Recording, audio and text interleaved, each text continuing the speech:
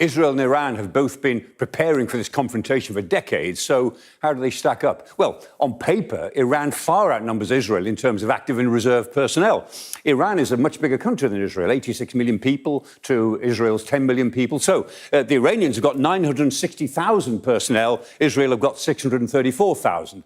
But this war, of course, won't be about who has the more manpower. It's really about who has the best technology, particularly in the air war.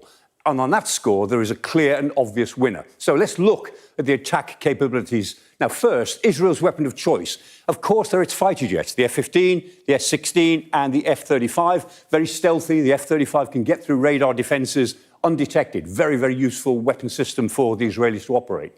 The Iranians, they operate much older Russian jets, and they've lost some of them. They don't work as well. And so instead, they've built up a huge stockpile of missiles and drones.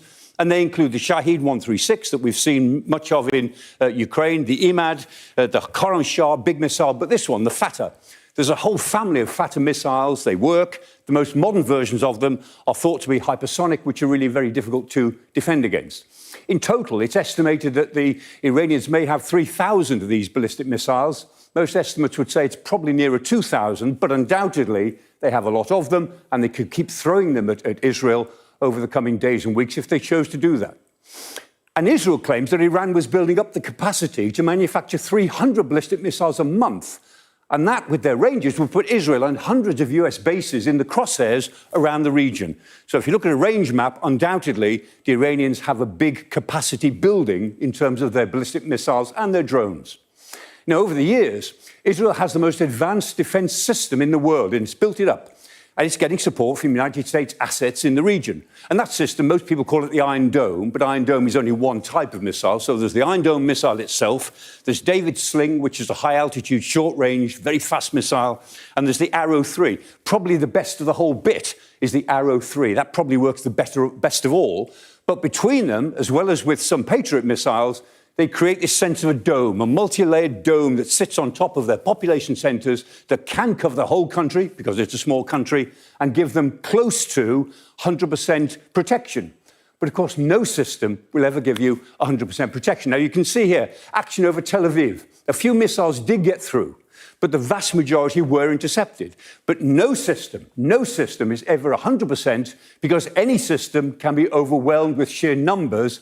And in that respect, we know that Iran does have the numbers.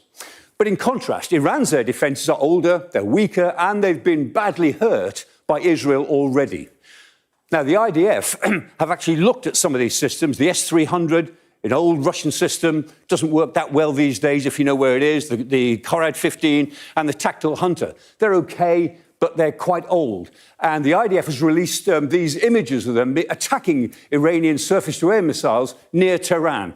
And there they are. If they can spot them, they can destroy them. They've got enough intelligence to know where they are, even those which are mobile, like the S-300. Once they've spotted them, then effectively they're dead if the Israelis decide to go for them. Finally, Israel has the one thing that they don't want Iran to have: nuclear weapons. The Jericho-2, which is a nuclear weapon-tipped missile. The Israelis will never confirm or deny whether they have nuclear weapons, and they deny that they are running a nuclear program in this way, but we all know that they are. They have the Jericho-2, it is nuclear. The Iranians would love to have what the Israelis have had for years. And in response to these attacks, the Iranians talk a very good game. They talk big, and they can certainly hurt Israel. But in a war of the skies, which this is going to be for some time yet, Tel Aviv certainly has the upper hand.